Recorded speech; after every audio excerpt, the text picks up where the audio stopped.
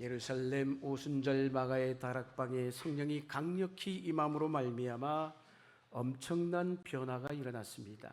예수님을 따라다녔던 12명의 제자가 120명의 성도가 되었고, 그 120명의 성도가 마가의 다락방에 기도하는 가운데 성령의 임재를 경험했죠. 그리고 나가서 사도 베드로가 복음을 전했더니 그 120명에서 3,000명이 회개하고 돌아오는 역사가 있었어요. 3,000명이 또 다른 놀라운 역사가 있어서 5,000명이 예수 믿는 정말 폭발적인 역사가 일어난 것입니다. 여러분, 그래서 성경은 말합니다. 사도행전 4장 4절에 보면은 성경은 이렇게 얘기하고 있죠. 남자의 수가, 믿는 자의 남자의 수가 약 5천이나 더하더라라고 얘기했어요. 뿐만이 아니죠. 사도행전 5장 14절의 경우에는 믿고 죽게 나오는 자가 더 많으니 남녀의 큰 무리더라라고 얘기를 하고 있습니다. 여러분, 무슨 말씀일까요? 짧은 시간인데 짧은 시간 안에 성령의 임함으로 말미암아 대형 교회가 된 거예요. 수천 명이 모이니까 대형 교회죠, 여러분. 그런데 이러한 수적 증가에 불구하고 에도 더불어서 어떤 일이 벌어졌습니까? 수적 증가가 일어나면 교회가 정말 이게 부흥의 역사가 일어난 것이잖아요, 여러분. 근데 수적 증가와 더불어 불만의 소리도 자라고 있음을 오늘 성경은 우리에게 이야기하고 있어요. 사랑하는 여러분, 사람이 모여 있는 곳에는 다 문제가 있어요, 여러분. 문제 없는 교회는 없습니다, 여러분. 사람이 살고 적어도 사람이 모여 있는 공동체라면 자연스럽게 문제가 있기 마련이라는 거예요, 여러분. 참으로 놀랍도록 성령이 바람처럼 불처럼 그들 가운데 강력한 역사가 있었는데 숫자가 그래서 늘어났잖아요, 여러분. 양적 성장이 일어났어요.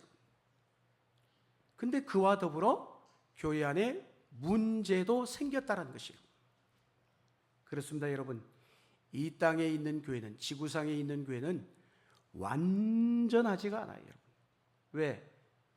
믿음의 성도인 우리 자체가 완전하지 못하기 때문이에요. 이 땅에 있는 교회들 가운데 완전한 교회가 있을까요? 하나도 없어요, 여러분.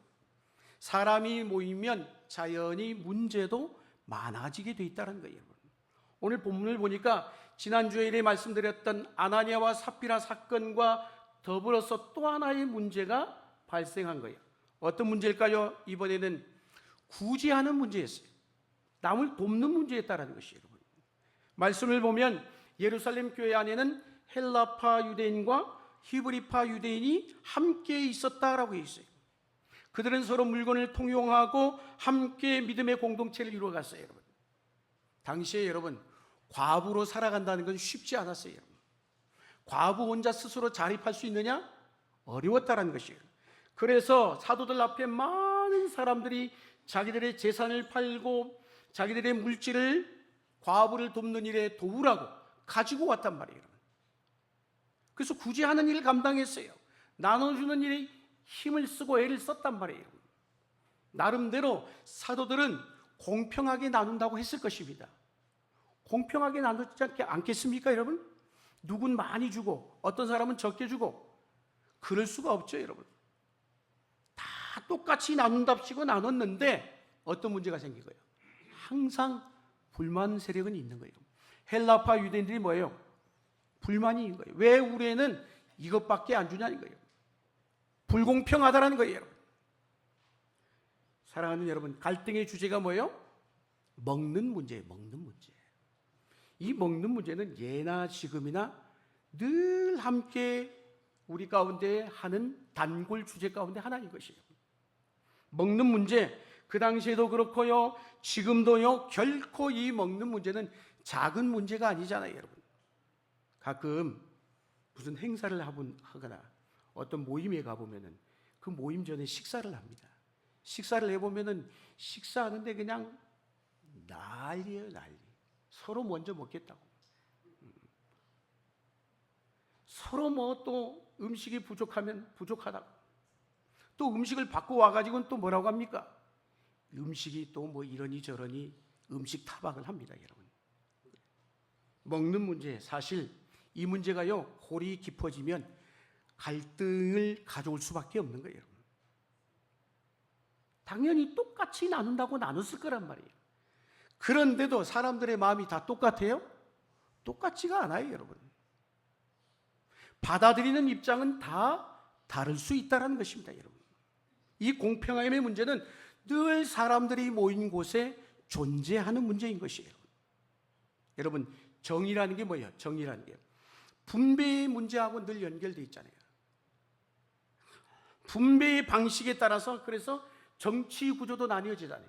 어떤 데는 진보고 어떤 데는 보수고 분배의 구조에 따라 나눠진다니까요. 헬라파 유대인과 히브리파 유대인들은 사용하는 언어가 같았을까요? 사용하는 언어도 달랐어요. 그들은 헬라파는 당연히 헬라어를 사용했어요. 히브리파 유대인들은 아람어를 사용했다는 것이에요. 헬라 지역에 흩어져 살던 유대인들은 당연히 이교도의 영향을 받았기 때문에 그들의 언어를 습득할 수밖에 없었던 것이에요. 그런데 히브리파 유대인들은 어때요? 자기들의 터전인 팔레스타인 땅을 떠나지 않고 끊임없이 그곳에서 자기들만의 고유의 전통을 지켜 살았던 자들입니다.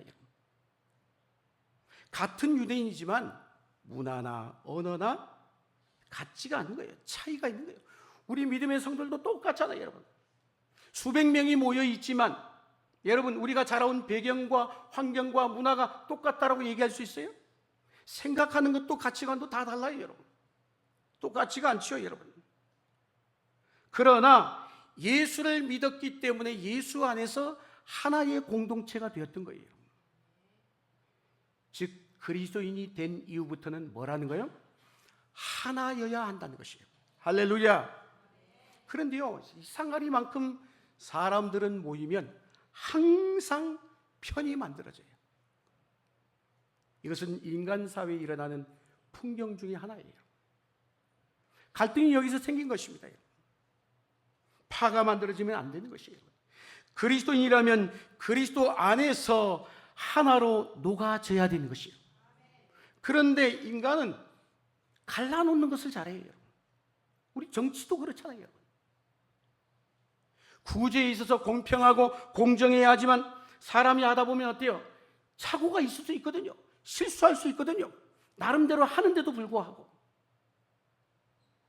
예루살렘 교회에 바로 이 문제가 찾아온 거예요, 여러분. 근데 이 문제를 어떻게? 잘 다뤄야 하는 것이에요. 이것을 잘못 다루면 분열이 일어난다는 것이에요. 사랑하는 여러분, 마귀가 가장 좋아하는 것이 뭘까요? 분열이에요, 분열. 파벌이 생기면요, 바라보는 시각도 똑같지가 않아요, 여러분. 보수하고 진보하고 여러분 바라보는 시각이 같아요? 자기가 낀 자기 주관의 색안경을 끼고 보기 때문에 절대로 다른 상대방의 얘기를 들으려고 하지 않습니다, 여러분. 어느 편에서 보느냐에 따라 달라지는 것이죠, 여러분. 사랑하는 여러분, 그런데 우리 믿음의 성도들, 우리 모두는 하나님 앞에 어떤 존재예요? 죄인이란 말이에요. 물어봅니다. 죄인에게는 기준이 있을까요? 죄인은 이미 기준이 무너졌어요, 여러분. 우리 모두는 하나님 앞에 죄인이란 말이에요, 여러분. 그런데 자기가 기준이라는 거예요, 여러분. 항상 보면 우리 모두를, 저를 비롯해서 우리 모두가 자기가 기준인 거예요. 내가 기준이 될 수 없어요. 왜? 우리 모두는 하나님 앞에 죄인이기 때문에요. 하나의 사건에 있어서 객관적이고 총체적으로 보는 눈을 길러야 하는 것이에요. 나는 옳고 상대는 틀렸다라고 비난하면 결국 싸움이 되는 것입니다. 공동체 안에서 생활하려고 하면 그래서 우리는 새로운 삶의 방식을 배워야 합니다. 당연히 나의 의견을 제시할 수 있겠죠. 그런데 나의 의견을 절대화하면 안 되는 거예요. 미성숙한 사람들의 특징이 뭐냐? 자기 생각을 절대화시킨다는 거예요. 자기 생각. 자기 주장으로 일관하기보다 우리 믿음의 성도는 철저하게 하나님의 인도를 받아야 합니다. 어떤 문제가 생겼을 때 비난하고 분열하는 것, 그건 쉬워요, 여러분. 문제가 생기면 비판하는 사람은 많아요. 그래서 누구 잘못했느냐로 시간을 허송세월하게 돼 있다는 거예요. 중요한 건 뭘까요? 대안을 찾는 거예요. 사도들은 일어난 문제의 심각성을 알고 기도를 했을까요? 말았을까요? 당연히 기도했을 거예요, 여러분. 본문 2절 말씀 같이 한번 읽겠습니다. 어떤 문제가 있었는지 같이 읽겠습니다. 시작.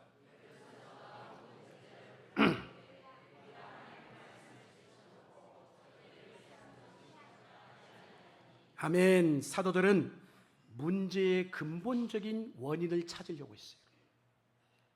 여러분, 즉 문제 처리만이 아니라 문제 처리가 급한 게 아니에요. 뭐예요? 중요한 원리를 붙들고자 하는 것입니다. 앞에서도 말씀드렸다시피 갑자기 예루살렘 교회가 수적 증거가 일어나니까 당연히 사람들이 많아지다 보니까 하는 일들도 업무도 양이 많아졌겠죠. 당연히 돌볼 사람들도 절대적으로 늘어났을 거란 거예요. 그러다 보니 어느 순간 사도들이 정작 해야 될 일을 하지 못하고 구제하는 일에 너무 자신들의 에너지를 소모하기 시작한 거예요. 여기서부터 중대한 문제가 일어난 거예요. 정작 사도들이 해야 될 본질적인 사역인 말씀을 전하는 일에 소홀히 하게 되었다는 것이에요. 그렇습니다. 우리가 문제가 생겼을 때는 항상 원론적인 질문을 스스로에게 던져봐야 돼요. 문제 자체만 풀려고 하면요 자꾸 더 꼬여요. 또 다른 문제가 생겨요. 사도들은 우선순위를 찾은 거예요. 무엇이 우선순위냐는 거예요. 구제하는 일 중요해요, 안 중요해요? 중요하죠. 귀한 일이에요. 그러나 그것보다 더 본질적인 게 있다는 거예요. 그건 본질적인 게 아니에요, 여러분. 우리 삶에서 본질과 비본질을 구분해내는 일이 굉장히 중요하다는 것이에요. 어느 영역이든지 마찬가지인 것이에요. 본질과 비본질이 섞여버리면 그때부터 문제가 생기는 거예요, 여러분. 여러분 로마서에서도 그렇고요, 고린도전서에서도 말씀해 보면 동일하게 바로 이 먹는 문제로 갈등이 일어났음을 보게 됩니다. 그러나 먹는 문제는 본질이 아니에요. 목사님 무슨 먹는 문제가 본질이 아니에요. 우리 본질인데, 삶의 본질인데 그렇게 얘기할 수 있겠죠, 여러분. 당연히. 그러나 믿음의 성도는 여러분 먹는 문제는 2차적인 문제인 것이에요. 비본질이라는 거예요, 여러분. 무슨 이야기입니까? 본질에 충실히 하지 아니하면 비본질이 본질의 자리를 차지해 버린다는 것이에요. 교회도 마찬가지예요, 여러분. 어떤 교회는 보니까 분명히 교회인데 맨날 보면 어디 가서 막 데모하고 막 운동하고 그래요, 여러분. 평화를 부르짖고. 어떤 교회는 환경보호에만 그냥 매달려 있어요. 어떤 교회는 정치적인 운동에 가담하고 있어요, 여러분. 그런 교회 있잖아요, 여러분. 어떤 교회는 구제해내는 일을 위해 열심을 냅니다. 구제한다면 그냥 얼마나, 우리 교회도 지난번에 얼마나 50주년 선교하는데 얼마나 이 작은 교회에서 수천만 원이 쉽지 않은 일이에요, 여러분. 귀한 일이죠. 좋은 일이죠. 필요하고 중요한 일이에요.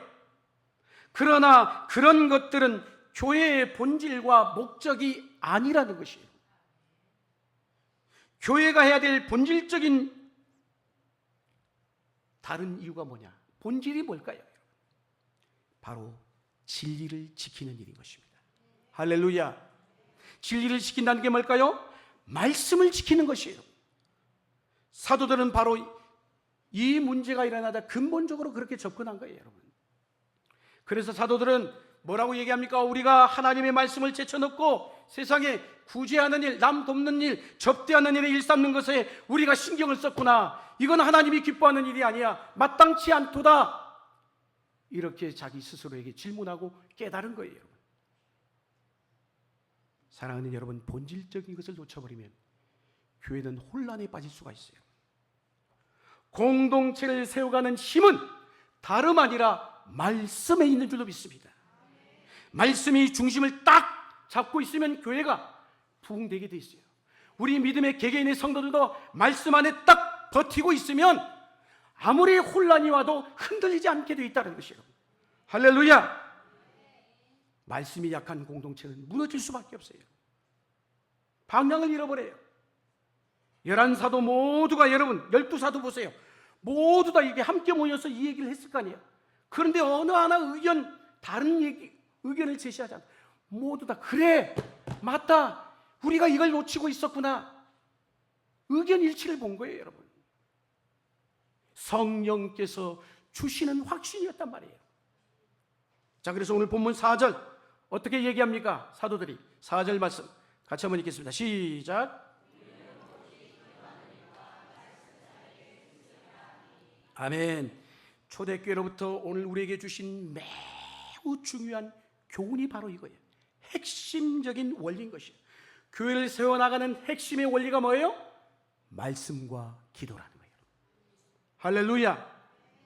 말씀과 기도보다 더 중요한 건 없다는 거예요. 그것을 그런데 지켜나간 게 쉬워요, 어려워요? 어렵죠. 말씀과 기도는 사도들만의 전유물일까요? 아니에요, 여러분. 우리 모든 믿음의 성도들도 말씀과 기도는 우리 신앙의 힘을, 에너지를 주게 하는 원동력이라는 거예요. 핵심이라는 거예요, 여러분. 공동체 전체가 붙들어야 되는 것이에요. 무엇보다도 사도들에게 있어 말씀과 기도는 우선순위 중에도 최우선순위였다는 거예요.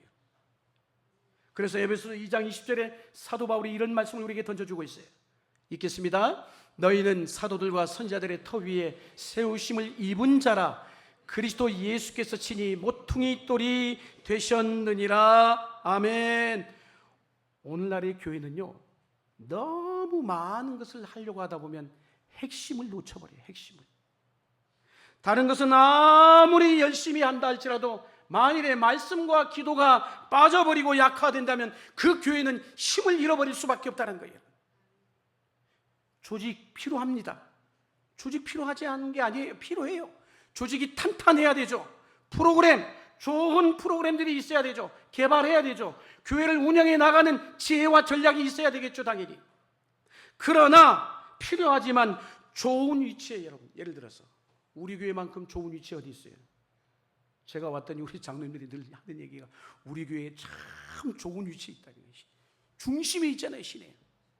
접근성이 좋은 교회죠, 여러분. 그러나 좋은 위치에 아무리 좋은 건물을 짓고 적절한 공간을 확보하는 것, 귀한 일이에요. 그래서 저희 교회도 지금까지 그런 일을 해왔어요, 여러분. 부인할 수 없는 현실이에요. 그러나 그런 것들은 교회의 본질이 아니라는 거예요. 역사를 보면은요, 교회가 본질이 아닌 것을 붙잡아서 곁길로 빠지는 경우가 많아요. 그 시대에 요구하는 이슈들을 따라가다가 정작 교회가 추구해야 될, 교회가 붙들어야 될 그 본질을 잃어버리는 경우들이 많았다는 거예요. 교회 안에서 말씀을 가르치고 배우는 일 가볍게 생각하시면 안 돼요. 매우 중요한 거예요. 목회자가 해야 될 가장 핵심의 사역이 있다면 뭘까요? 당연히 말씀 사역 아니겠어요, 여러분? 말씀 선포를 통해서 왜 구원의 역사가 일어나기 때문에, 주님이 한 공동체의 목회자를 세운 이유도 다른 곳에 있는 게 아니에요. 바로 그 이유 때문인 것이에요. 목회자가 모든 것을 다 하면 얼마나 좋겠습니까? 만능이면 얼마나 좋겠어요. 저는 만능할 수가 없어요, 여러분.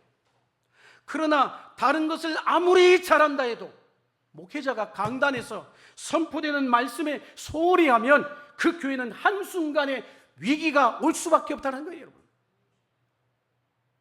말씀이 바르게 선포되고 바르게 가르침이 있게 되면 교회는 저절로 일어서는 것이에요, 여러분. 풍하게 되는 것이에요, 여러분. 할렐루야. 말씀이요, 잘 전달돼 보세요.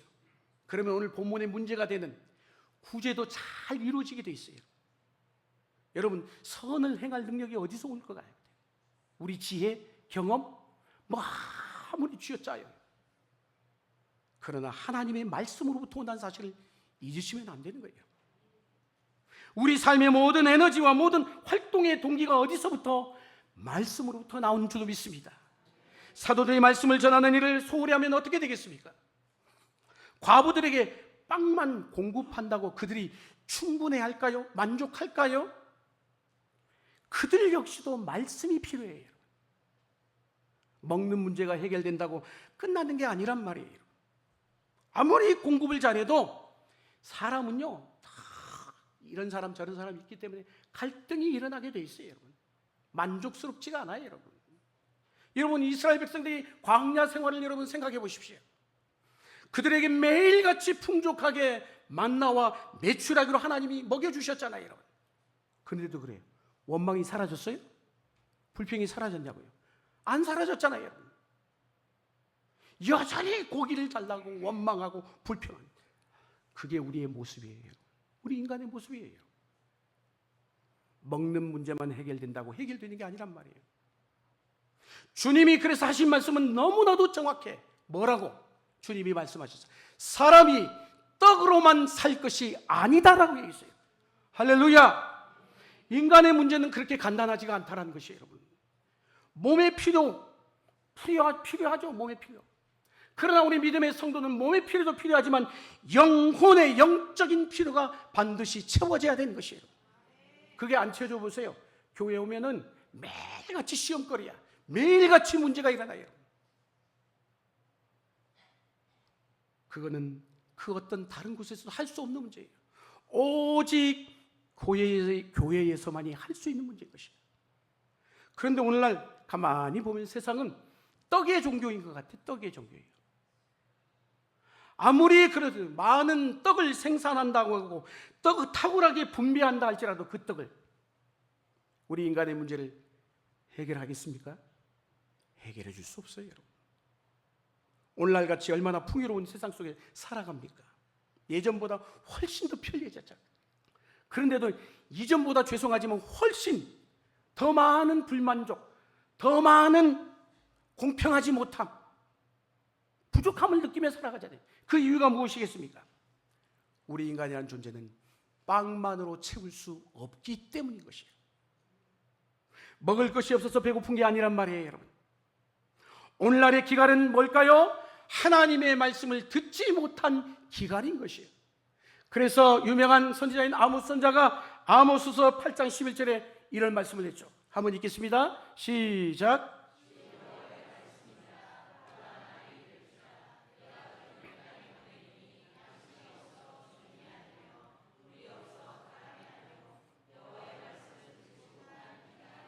아멘. 영혼을 만족시켜 줄 수 있는 곳은 교회밖에 없는 줄로 믿습니다.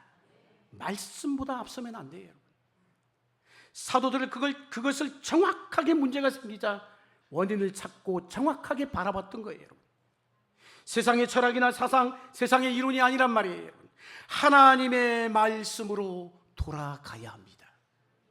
오로지 기도와 말씀, 오로지 기도와 말씀. 사도들은 기도를 빼놓지 않았어요. 말씀만 한 게 아니라 기도를 빼놓지 않았다는 거예요. 여러분, 말씀이 말씀답게 능력 있게 전달되려면 뭐가 있어야 돼요? 기도가 따라와야 돼요. 저도 오늘 이 자리에 서려면 말씀만 연결이 아니라 그 말씀을 놓고 기도해야 되는 것이에요. 기도는 말씀을 살아있게 만드는 줄로 믿습니다. 기도가 따라오지 않고 성경 공부만 해보세요. 뭐가 되겠는가? 머리만 커질 수밖에. 사도행전에 읽다 보면은 항상 나오는 것 중에 하나가 뭐예요? 기도예요. 기도. 오늘날 교회도 마찬가지인 것입니다. 다양한 방법이 있는 게 아니에요. 여러분, 교회는 2000년 동안 여전히 이 말씀과 기도라는 재래식 같은 이 방법을 여전히 고수해왔고 앞으로도 주님 오시는 날까지 이 방법은 변함이 없을 거라는 것이에요. 그런데 오늘날 한국교회가 이걸 잃어버린 거예요. 혹 우리 신앙생활에 이걸 잃어버리고 살고 있지는 않느냐 이거예요. 바로 오늘의 말씀에 나와 있는 이 말씀과 기도. 물론 오늘의 시대, 말씀의 홍수시대에 살고 있어요. 여러분, 책방에 가면은 좋은 설교가 기록되어 있는 책이 쏟아져 나와요. 인터넷만 열어보세요. 얼마나 탁월한 설교가 쏟아집니까? 여러분, 설교가 없어서가 문제가 아니에요. 그런데도 무슨 말씀이 필요하냐고요? 귀로만 듣는 말씀을 말하는 게 아니에요. 여러분, 우리는 귀로만 들어요. 진짜 말씀을 제대로 듣는 사람은 귀로만이 아니라 내 마음 신비에 말씀을 새겨 이 한 주간도 그 말씀 속에 살아가는 자가 되는 것이에요. 그게 말씀을 제대로 듣는 자죠. 오늘 이 시대는 바로 그 말씀을 그렇게 듣는 자가 필요한 시대인 것이에요. 한국교회는 말씀이 없어서의 문제가 아니라 말씀이 삶에 녹아져 능력으로 나타나야 되는 진정한 말씀 들음이 없기 때문인 것이에요. 그리고 또 하나, 한국교회가 예전에 얼마나 기도를 많이 했습니까? 오죽 했으면 주여 삼창이라는 것이 세계적으로 유행합니다. 기도원에 가서, 산에 가서 얼마나 기도를 많이 했습니까? 기도원이 얼마나 많았는지. 그러나 지금은 기도원이 골동품이 됐어요. 누가 기도원에 갑니까? 잘 안 가요, 여러분. 여기서도 기도하는데 무슨 기도원을 가요? 지금 우리 새벽 기도가 한국교회만이 가지고 있는 좋은 전통이잖아요. 그러나 새벽 기도를 가보면은 젊은 사람들을 찾아볼 수가 없어. 그런 생각을 제가 전에도 이 얘기를 했을 거예요. 새벽 기도 오신 분들, 이분들이 죄송하지만 우리 그분들에게 죄송합니다. 하나님이 부르셔서 돌아가시고 나면 우리 교회 새벽 기도는 누가 지킬까? 그 고민인 거예요. 오늘 제가 이렇게 얘기하는데도 아마 그냥 끝이에요. 이걸로 끝이야. 오늘 이 시간으로 끝나기가 쉬워요. 우리가 기도를 왜 합니까? 누구를 위해서 하는 것 같죠? 아니에요, 여러분. 결국은 우리 자신을 위한 거예요, 여러분. 알고 보면 내가 나를 위한 거예요, 여러분. 내 신앙의 삶을 위한 거예요. 그런데도 안 나와요. 여러분, 다른 것은 다 훌륭하다 할지라도 기도와 말씀이 빠져버린 신앙생활은 무기력한 신앙생활일 수밖에 없는 거예요. 그런데도 오늘 사도들 뭐라고요? 오로지 기도와 말씀에 집중하겠다. 오늘날 교회가 외적인 것들은 굉장히 화려해졌어요. 얼마나 건물이 화려한지 몰라요. 얼마나 프로그램이 다양한지 몰라요. 각종 행사와 활동과 모임들로 얼마나 많은지 몰라요, 여러분. 대형 교회 가보면은 따라갈 수가 없어요, 우리 시골 교회는. 그러는 가운데 말씀과 기도가 조금씩 밀려난 거예요. 설교 시간이 짧아졌어요. 목사님, 저한테도 그래요. 목사님 설교 조금만 짧게 하시면 안 될까요? 여러분, 예배가 마치 음악 콘서트와 같이 돼버렸어요. 딱 시간에 맞게, 그 시간에 안 끝나면 뭔가 이상한 것처럼. 현대 예배는 그래서 지루하면 안 된대요. 그러나 대중이 좋아하는 것을 따라가면 죄송하지만 교회는 방향을 잃어버리게 돼 있어요. 말씀과 기도는 그 어떤 것과도 대체될 수 없는 것이에요. 오늘날에 너무 많은 것을 가지고 있음에도 불구하고 오히려 말씀이 뒷전으로 밀리고 있어요. 진리를 진리로 보존하는 일에 생명을 걸지 않으면 과연 오늘날의 교회가 존재할 수 있을지, 초대교회 사도들이 확실하게 오늘 말씀을 통해 우리에게 교훈하고 있는 것이에요. 이게 본질인 거예요. 말씀과 기도가 우리의 영혼을 살아나게 하는 줄로 믿습니다. 말씀과 기도의 능력은 세상을 바꿔놓고도 남는 줄로 믿습니다. 복음의 능력이 있고 복음의 기적이 있는 것이에요. 말씀과 기도가 결국은 부흥을 일으키게 되어 있는 것이에요. 말씀과 기도의 능력보다 더 나은 능력은 없어요. 그래서 오늘날의 교회는 조금 더 단순해져야 돼요. 많은 것 하기보다는 말씀과 기도가 우리 교회의 중심부에 딱 있어야 되는 것이에요. 그럴 때 하나님의 능력이 나타나는 것이에요. 사도들이 교회에 찾아온 문제를 지혜롭게 이렇게 해결하자. 그런데 어떤 일이 일어났어요? 결론적으로 오늘 읽지 않았습니다. 7절 말씀 같이 한번 읽겠습니다. 7절 시작.